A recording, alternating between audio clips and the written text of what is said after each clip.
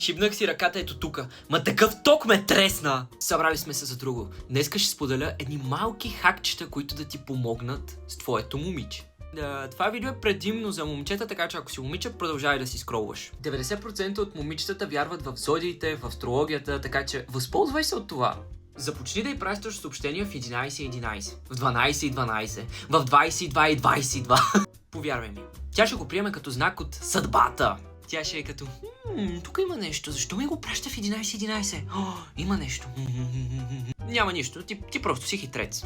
Момичетата обичат да говорят за своите проблеми. В смисъл, представи се, че все едно си пускаш подкаст и почваш да слушаш. Колко яки неща си е харесала в Шейн, какви гримове си е взела, примерно за проблемите с някой роднина. След като изслушаш абсолютно всичко и даже и дадеш един малък съвет, това ти носи бонус точки. Тя ще е като, той се интересува от мен. Момичетата обожават клюките, затова бъди мистериозен. Не й разказвай абсолютно всичко за твоя живот и какво се случва в него. Нека знае повърхностни неща, както всички останали.